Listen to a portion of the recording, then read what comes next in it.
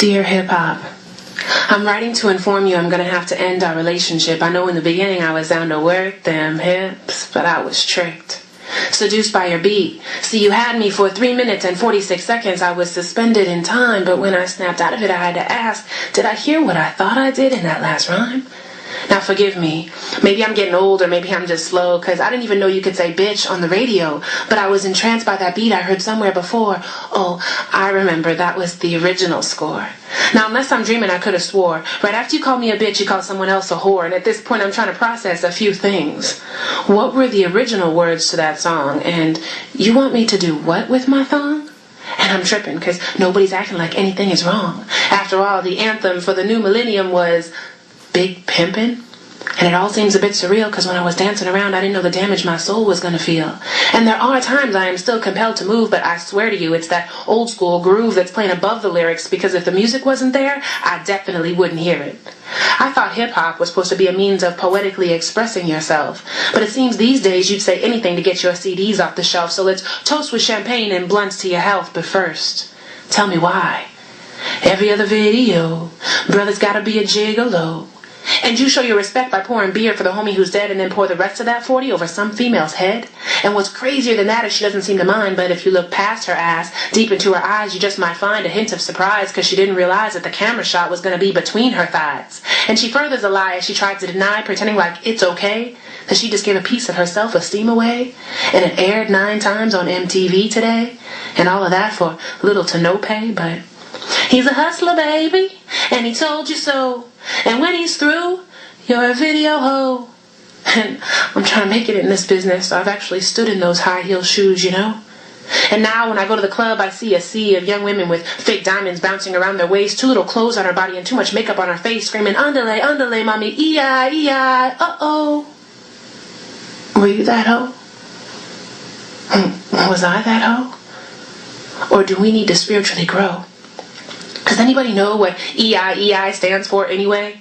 Is it eternally imprinting, exaggerated ignorance, or exploiting innocence while extremely intoxicated? I'm starting to think this hip-hop thing has become way overrated, and you dedicated an entire song to how fast my ass is shaking?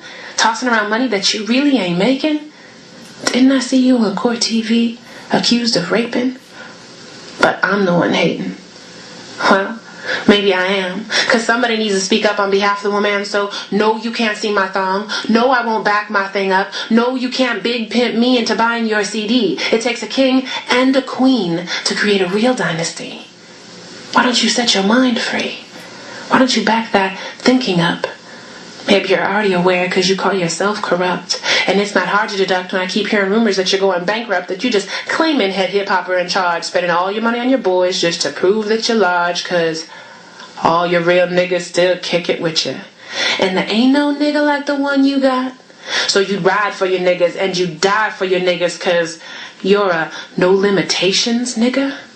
What type of nigga slanging bang in the streets? A bad boy, a rude boy, a 504 boy, a hot boy, a ghetto boy? Hold up. I got this plan.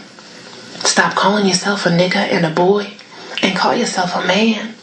Because what I really want from my niggas is to realize that it's the root of the word that's the trigger, triggering thoughts through my temple of its real definition. Look it up, it's simple. Number 1, ignorant. Number 2, inconsequential and petty. Number 3, stingy and miserly. But it's not the definition that comes as a shocker. What baffles me is that you call yourself a doctor. What are you healing, brother? And I'd really like to know, did you get that doctorate degree while you were on death row? Changing your name thinking it'll contribute to your fame, but all you're doing is defaming yourself and your people, and you want to know why we aren't seen as equals? Got all your jewels wrapped around your neck and your wrist. What happened to throwing up a fist to represent unity, to show our pride? Now the only time you throw up your fist to show off the fact that you bought a Rolex, never mind the damaging effects that all of this has. Look around, it's spreading fast. Even Baby Bow Wow has his Mickey Mouse iced down, when he should be fitting those jewels into his crown. Got little kids thinking it's a thing to hustle up your money for a little bling bling. Why don't you sing the truth, player? Money really ain't a thing, you see, when you trade it in for your dignity. And all you've done is perpetuate the negativity, so I challenge thee. The next time that you're seduced by that beat, whether it's when you go to the club, get your groove on, or buy a CD, the next time that you're seduced by that beat, listen closely to the rhyme. And you tell me if that's what poetry was meant to be. Sincerely, Bridget Gray.